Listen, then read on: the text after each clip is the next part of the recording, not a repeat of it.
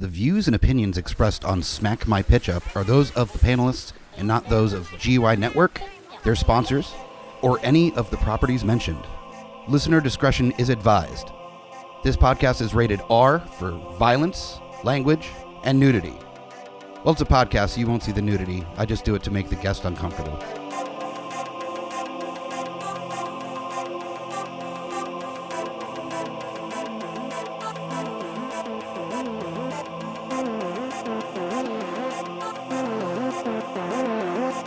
In a world gone mad with unnecessary reboots, remakes, and sequels, only one podcast has the guts to make it even worse.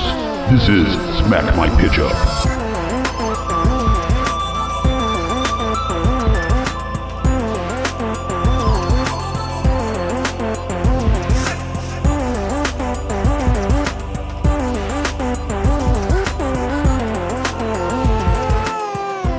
Hello, geeks, and welcome to a short and sweet episode of Smack My Pitch Up, the short list, an opportunity for me to develop ideas for original content, TV series, movies, and what have you, instead of our normal reboots and remakes that we do on our full-length episodes. So if you like the full-length episode, we have one coming out next week. This is just for me, for fun, and hopefully for you, for fun as well. And for this episode, I want to explore the world of conspiracy theory a little bit in a movie by the name of This Flat Earth. I've seen a number of internet posts suggesting the idea of a reality series where flat earthers go to Antarctica in search of the edge of the world and it be filmed for our enjoyment. And I'm such a big fan of this idea as a reality series that I think that it would even be a lot of fun to explore as a mockumentary style comedy as well.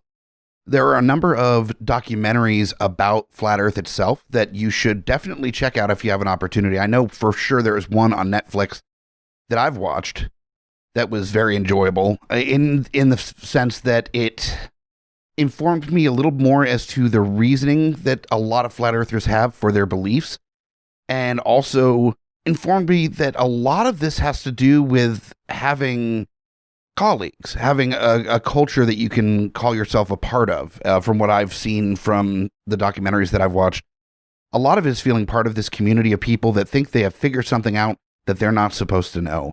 And I've heard so many different versions of why the Earth is flat, but we're told that it's round.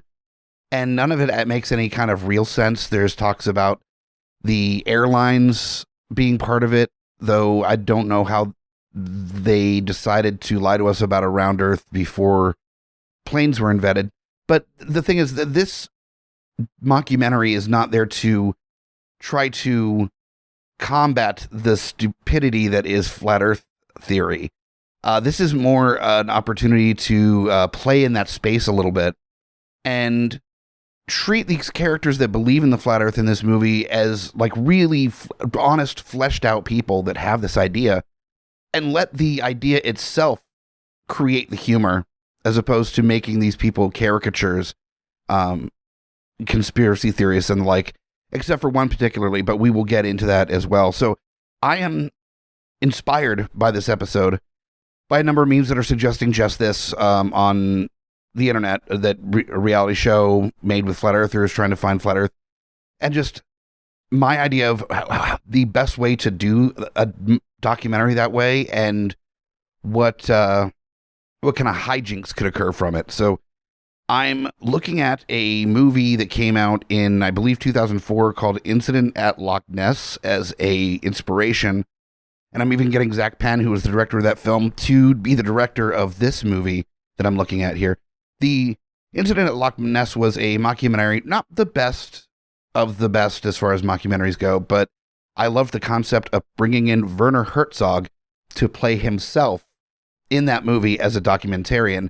And I thought, how much fun would it be to have this almost as a spiritual sequel to Incident at Loch Ness, where it takes place in that same universe, except this time that director is following, or Werner Herzog is following these flat earthers as they try to find the edge. So you have Werner Herzog's very very recognizable narrative voice just all over this film, as you see both these beautiful documentary style shots of the ice covered wastelands of Antarctica as these men trudge towards the center of it, with this beautiful Werner Herzog narration, and then just a cut in to a very comedic kind of realistic feel of them up close and of their conversations and talking about freezing their balls off and like.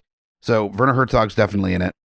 The idea was to have 4 flat earthers and 3 people on the documentary crew as the main cast. So for the documentary crew, we got Werner Herzog, and then I didn't do a lot of casting for the different characters. I wanted to really discuss the idea for the characters more so than who I would necessarily have it cast as. So for the crew, there's Werner Herzog, and then Linus and Merrick are the Linus is the sound guy, and Merrick is the cinematographer, the dude with the camera for the documentary team.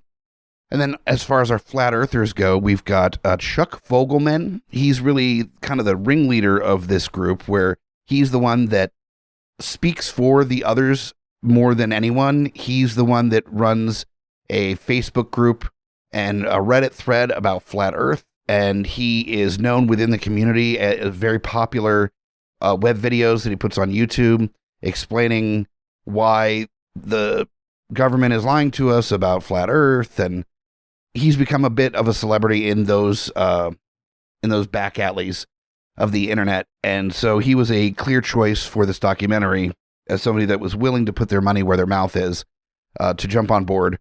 And just for fun, we'll make him like the cousin of the dude that launched himself in a rocket that he made himself, like 600 feet in the air to see, to prove that flat earth, it was correct and the earth wasn't round.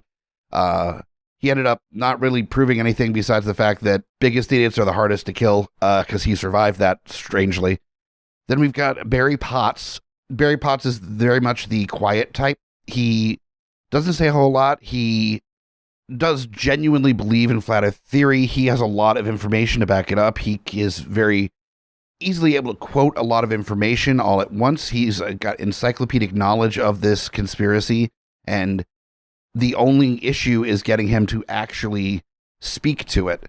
That's why he is more the type that has been on boards and Reddit and such talking about flat earth theory, because he's much more comfortable behind the safety of a screen than being in person with it. But he's so knowledgeable about this theory and the different reasonings and the different ideas that he agreed with hesitance and had to be paid a pretty decent amount of money to join this documentary, just so that they had somebody in the project that was the most knowledgeable to make sure that without a doubt all the theories are being looked at, are being proven.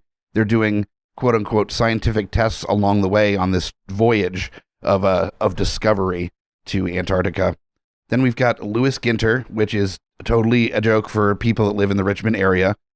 And Louis Ginter is definitely the real Looney Tunes conspiracy theorist person on there. The Flat Earth is one of a dozen popular conspiracy theories that he believes in. He is the type that just basically started unraveling one thread and it led to all the other conspiracy theories. And he talks about number stations and Pizzagate and, of course, like Epstein stuff and like cabals, underground tunnels that send extraterrestrial spaceships under, on these long rails, and all basically water with fluoride in it, all the popular ones.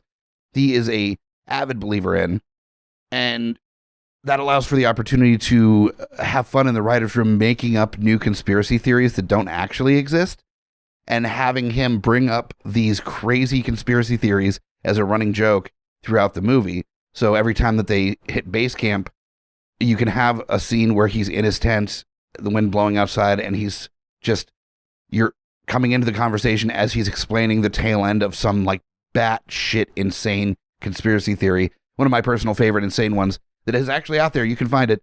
And who knows if it's actually real or if it's satire, but either way, it's amazing. is the idea that birds aren't real, that they are all surveillance devices by the government, that they look like birds and they're like organic bio surveillance or something, but they are not in fact real birds. They are birds died out apparently a long time ago. They've been replaced with surveillance cameras. That is the theory. I think that is amazing that anybody would seriously believe that, and I definitely want Louis Ginter to believe that birds aren't real, amongst many other things as well. Then we've got a flat earther that refuses to A, show his face, and B, have his voice, his actual voice, come up on the documentary. So every time that he talks, he has a voice changer that he uses. So he has that garbled, like, kind of disguised voice whenever he speaks. And he goes by his handle on the internet. So he goes by Flatty Boobalatti 69 is the name of that character. And the fun part of that character is he's going to be definitely the type that it's more physical acting. There's not a lot of conversation that comes from him, but he's definitely not trusting anyone, including the other flat earthers. He is completely separated from them, walks a little bit further away from them in the long shots where they're all working together, and he's just a little bit either ahead or behind or off to the side. He's not really a team player. He's there because he genuinely believes that there is an edge to the world, and he wants to find it. And that's our crew. That is our group of people as they start making their way to Antarctica. And so I think the best way to start it would be to have introductions and have them have conversations about how they got into flat earth theory and why they believe that, as they're on a boat heading to the southern tip of South America, where they're planning on getting all sorts of expedition equipment and meeting all the documentary crew and making their way to Antarctica, where there is a guide whose name I have not come up with, but basically a person that has traversed Antarctica before that is meeting them in the southern tip of South America to take this journey to Antarctica. And you get to really understand, like any other mockumentary, the characters are really the driving force of the comedy. So you get to get all their little tics and quirks thrown in as they're introducing themselves and talking about why they got into flat earth theory. And then you can have some pickup interviews where they're talking to locals as they're getting their gear and everything about, have they heard of flat earth theory? Do they believe it? And then fun reactions of, these dudes getting just judged to the nth degree by locals, that these out-of-towners, foreigners for them, are believing something so asinine and spending so much money to find out that they're wrong is hilarious. And so you have plenty of pickup interviews, great character moments. Then they get their stuff, they meet up with their Sherpa, and they head to Antarctica, in which there is a lot of room for ad-libbing, which I would definitely make room for all these actors, especially the flat earthers. I want to make sure that they're comedic actors that can really think on their feet, do some really fun stuff. And I do want to have a weird, like, grudge thing with penguins. I think you're in Antarctica. You can't do a movie based out of Antarctica. And granted, it won't be filmed in Antarctica, but you can't do that without having some sort of running penguin joke. And so I think the best way to go about that is for them to, upon arriving in Antarctica, maybe they take a seaplane there. And upon landing in Antarctica, they basically, because of emergency, have to land quickly, and they land basically in the middle of a big crowd of penguins, and they don't kill any penguins because, come on, man, this is a comedy, and it can get gruesome if we want, but not penguins. You can't kill a penguin and have the audience still on your side for the movie. So at the very least, maybe all the penguins get out of the way, but the plane slides to a stop and just knocks over a baby penguin. Baby penguin's fine, but the parent is like fucking pissed because their baby penguin got knocked over.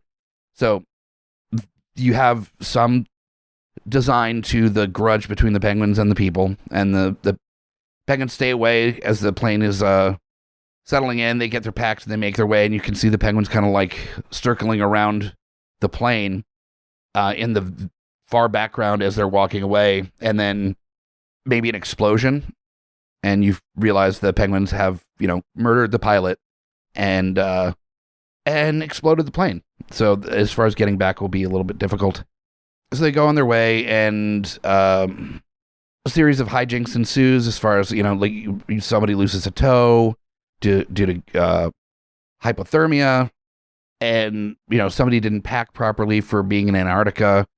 And so you can just have a joke about why did you pack a pair of shorts? Can be a running joke. Yeah, I mean, there's so much room to just play with these 4 idiots that are trying to search for the edge of the world in Antarctica. The big turn for this movie is that once they're getting close to the South Pole, there's like a quiet that goes across Antarctica where the wind seems to have calmed down. It seems to be even like a few degrees warmer, like not warm by any stretch. It's still relatively cold, but it's not the same level of like extreme cold that they had dealt with going up to the center of the South Pole.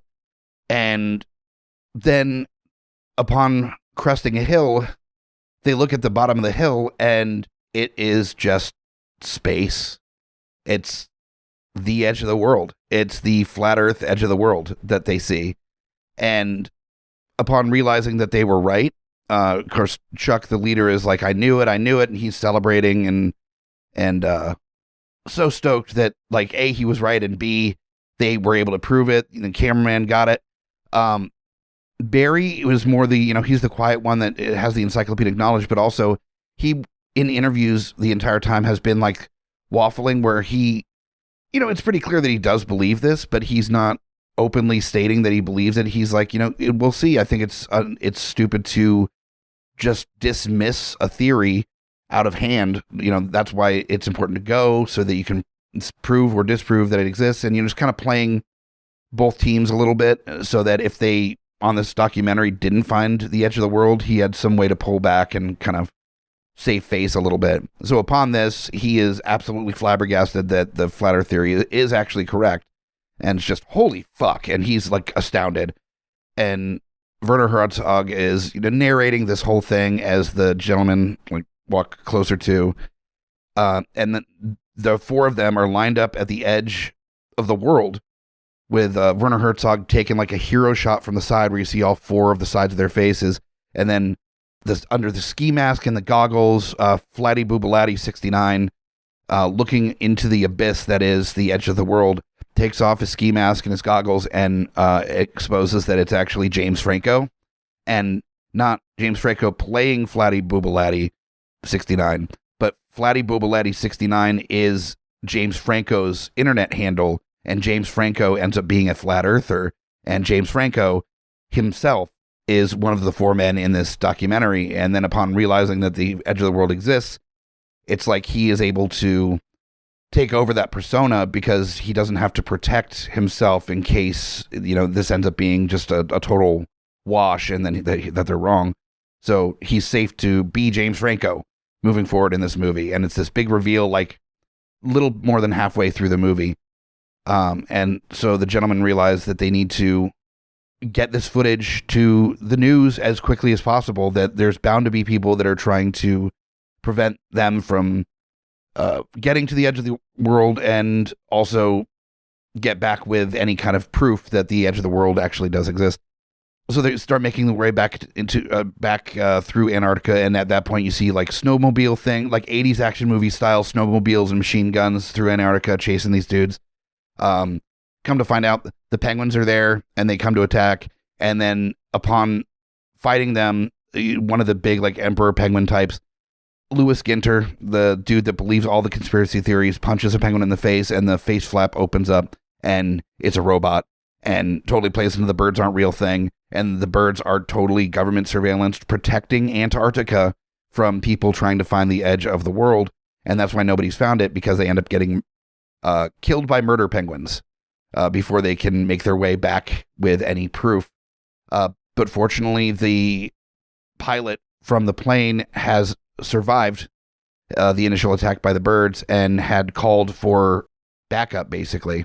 And so as they're running from this legion of robotic murder penguins, another seaplane comes and lands, and they, very Indiana Jones style, escape these murderous penguins and make their way to the mainland, at which case they're in the air and there are jets that come and start firing upon the seaplane. So there's a seaplane flying at a low altitude, and the joke is basically that the plane is flying so slow that it's really hard for these fighter jets to really get a beat on them, because the minute they get a beat on it, they are passing the plane. And so it's really hard for them to actually get them. So basically the plane sucks so hard that the pilots aren't used to dealing with something that sucks so hard, and they don't know what to do. Then you have, Navy is after them as well. They realize, the governments of the world are in this together to prevent us from knowing that the Earth is flat. And basically we end with them barely making it back to the tip of South America and running to the closest news station, and Werner Herzog just suddenly knowing how to speak Spanish and getting them to play the video that they have of the flat Earth on the air. And at that point you think they've made it. They've done it. They've actually proven that flat Earth is real. And then you have the actual cameramen and sound guys later outside talking to clearly a government official as people are being black bagged around the news station. People are being taken out of the news station with black bags over their heads, stating that, of course, they had a signal dampener in the area. What is this, amateur hour? They never had a chance of getting the information out, and they don't even know why they made such a big deal out of trying to get them before they got to the news station, because they always had it under control, something along those lines. So basically, total rip away of the celebration. And then it's them asking a question, well, why are you doing this interview then? And the woman just smiles, and you see black bags going over the cameraman and the sound guy, and then it cuts to the credits. And there you go. You have a Flat Earther movie that hopefully doesn't get seen as an example of, the creators actually being into flat Earth theory, or, suggesting that it is actually real, so much as you make the escape from Antarctica back to civilization so ridiculous in nature as to the amount of ships and planes and soldiers that are being used trying to stop these dudes from exposing the truth, that you make sure that the entire point of this movie is to show how completely ridiculous it is, the idea of this being a flat Earth. That's why you're throwing in birds aren't real as being another conspiracy theory that's true. You just really put the hammer down of, if one of them's true, then all of them have to be true, kind of a tone. And you just really lean in super hard and show just how in action, in real life, if this was to be a real thing, how completely stupid and ridiculous it would be. I think with the right hand, you could do that. You could show that without it coming off as being some sort of, now hear them out kind of approach to flat Earth theory, that this is definitely taking the piss out of the idea and showing that it's absolutely fucking ridiculous. And it is something that there should be a comedy about. And so if they're not going to do a reality series where flat earthers are trying to prove that the edge of the earth exists, then at the very least make a movie. You got James Franco in there. You could totally do the his crew of friends that he's always in movies with as the other people in this. And fuck, as far as the show where you get Taika Waititi, you could move it from South America to New Zealand or Australia, which isn't too far off from Antarctica. You could play with it a little bit and get the right actors in for the roles that you want. And I think it would be a really good time, and it would be a very character-driven kind of comedy, and you get the right comedy actors in there to do their thing. I see this as a total blast. So this Flat Earth, the comedy mockumentary about flat earthers trying to find the edge of the world, is this week's shortlist. If you like what you hear, please rate, review, subscribe, all those things you do to podcasts. You can find the links to Apple Podcasts, Stitcher, or any of the other podcatchers at GUIPodcast.com. Make sure you follow our social media. The links are also available on our website. And tell your friends, let them know how much fun you have with this show. And also check out our merchandise on TeePublic. Go to GUIPodcast.com/store, or just click on the store link on our homepage and it will send you right to our store. We've got close to 40 designs. We just dropped a bunch of new designs. We're about to drop a few more as well. So there's always new stuff coming in, new interesting designs from all the different shows on the network, which you should also be checking out as well. We've got our flagship show, Geeks Under the Influence, and the other show that I do with my partner in crime, Amy Bogard, Deeply Upsetting, where we answer your most upsetting hypothetical quandaries. All of those and many more shows at GUIPodcast.com. But for now, I will bid you adieu until we tackle some other conspiracy-riddled storyline. So we'll find you next week for a full-length episode of Smack My Pitch Up. I'm Mike the Hobbit, and you just got pitch smacked.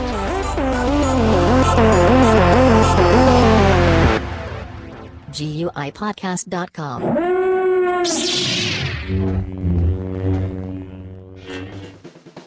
My name is Amy Bogard. And I'm Mike the Hobbit. And we are the hosts of Deeply Upsetting, where we use our expertise to answer your most upsetting hypothetical quandaries, such as, what non-winged animal deserves wings? And what body part deserves a secret mouth? Which cryptid is the worst roommate? These questions and more that plague you will be answered on Deeply Upsetting, available anywhere you get your podcasts and at GUIPodcast.com.